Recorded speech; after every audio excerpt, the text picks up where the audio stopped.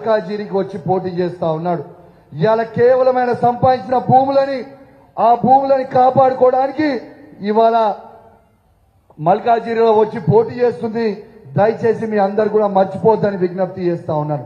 నిన్నెక్కడో చూసినా, సోషల్ మీడియాలో ఎన్నో చూసినా, నేను దేవుని గురించి బాగా నమ్ముతా, నేను దేవుని గురించి చెప్తా, నేను మొక్కుతా, గుడిలు కట్టాలి అని చెప్తా ఉన్నాడు. నేను మీకు చెప్తా ఉన్నా, నేను హుజురాబాద్ బిడ్డని. హుజురాబాద్ లో 20 సంవత్సరాల ఏ ఒక్క నాడు కూడా దేవుని బొట్టు కూడా పెట్టుకోలేదు. సిగ్గు లేకుండా ఇక్కడికి వచ్చి మళ్ళా దేవుని గురించి మాట్లాడుతుంది కూడా. దయచేసి మీ అందరు కూడా గుర్తు పెట్టుకోవాలని చెప్పి ఈ సందర్భంగా మీ అందరు కూడా తెలియజేస్తా ఉన్నాను. ఒక్కసారి ఆలోచన చేయండి. ఇలా ఇదే ఈటల రాజేందర్ గారికి ఇంగ్లీష్ రాదు, ఇదే హిందీ రాదు. ఇలా సునీత మహేందర్ రెడ్డికి ఇంగ్లీష్ రాదు, హిందీ రాదు. పార్లమెంట్ లో పోయి ఏం మాట్లాడతారు పై వీళ్ళు? ఇలా అదే చదువుకున్న వ్యక్తి రాగిడి లక్ష్మారెడ్డి గారికి అద్భుతంగా ఇంగ్లీష్ మాట్లాడతాడు, అద్భుతంగా హిందీ మాట్లాడతాడు. పక్కా లోకల్, ఖచ్చితంగా మీ గొంతుగా నిలబడతాడు. రేపు పార్లమెంట్ లో మల్కాజిరిలో మీ గొంతుగా నిలబడి మీ సమస్యలకి లేవనెత్తాడు. దయచేసి మీ అందరు కూడా ఆలోచించాల్సిన అవసరం ఉన్నది. ఇంకా ఎన్ని రోజులండి? ఎన్ని రోజులు ఇదే ఈటల రాజేందర్, ఎన్ని రోజులు ఇదే సునీత మహేందర్ రెడ్డి? ఈ 40 ఏళ్ళు వాళ్ళే ఉంటాడు, 40 ఏళ్ళు ఈయనే ఉంటాడు. హుజురాబాద్ ఆయనకే కావాలి, గజ్వేల్ ఆయనకే కావాలి, ఇటు వస్తే తాండూరు వీళ్ళకే కావాలి, వికారాబాద్ కావాలి. ఇక కొత్త ఎవరికి అవకాశం వద్దా? ఒక్కసారి మీరు ఆలోచన చేయండి. ఖచ్చితంగా లక్ష్మారెడ్డి గారిని మీరు గెలిపియండి. ఖచ్చితంగా కేసీఆర్ గారు, కేటీఆర్ గారు తనకి అండగా ఉంటారు. ఖచ్చితంగా మీ అన్ని గొంతులు కూడా ఖచ్చితంగా వినిపించే ప్రయత్నం కూడా చేస్తారని మీ అందరికీ కూడా విజ్ఞప్తి చేస్తా ఉన్నాను. దయచేసి మీ అందరు కూడా దండం పెట్టి చెప్తున్నా, నా చేతులు జోడించి మీ అందరు కడుపులోకి తలకాయ పెట్టి మరీ చెప్తా ఉన్నాను. జర దయచేసి కొట్లాడదాం, ఎవరు అధైర్యపడకురి. ఖచ్చితంగా మనకి కేసీఆర్, కేటీఆర్ ఉన్నారు, ఏమీ కాదు. ఖచ్చితంగా ఇక్కడ ఉన్న ముఖ్యమంత్రి రేవంత్ రెడ్డి గారితో ఏమి కాదు.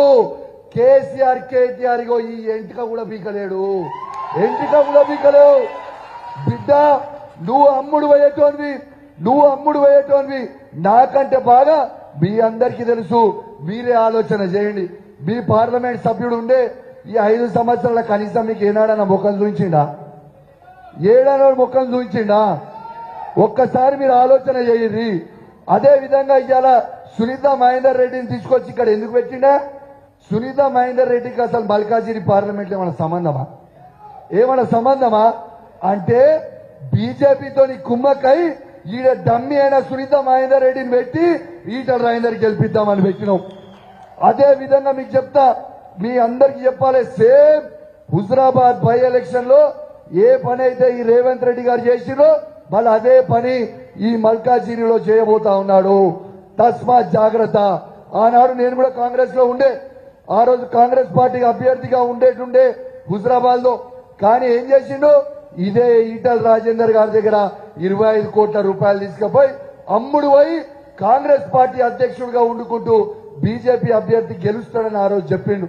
ఇవాళ లాభం లేదురా ఈయనతో ఉంటే అని చెప్పి ఆ రోజు రాజీనామా చేసి ఇవాళ బీఆర్ఎస్ పార్టీలో చేరినాం. ఈరోజు బీఆర్ఎస్ పార్టీలో చేరిన ఆ రోజు. కానీ ఆ రోజు చేయాల్సింది ఏముండే? డమ్మి అయిన కాంగ్రెస్ అభ్యర్థిని బల్మూరు వెంకట్ అనేటైనా పెడితే 2500 ఓట్లు వస్తే ఆ రోజు ఈటల రాజేందర్ బై ఎలక్షన్ లో గెలిచిండు. మళ్ళా అదే విధంగా ఇలా సునీత మహేందర్ రెడ్డికి డిపాజిట్ పోయే విధంగా అసలు తిరగకుండా ఉంటే మళ్ళా ఈటల రాజేందర్ గెలుస్తాడు కదా అని ఆలోచన చేస్తుండు. మళ్ళా మీ అందరు కూడా తస్మాత్ జాగ్రత్తగా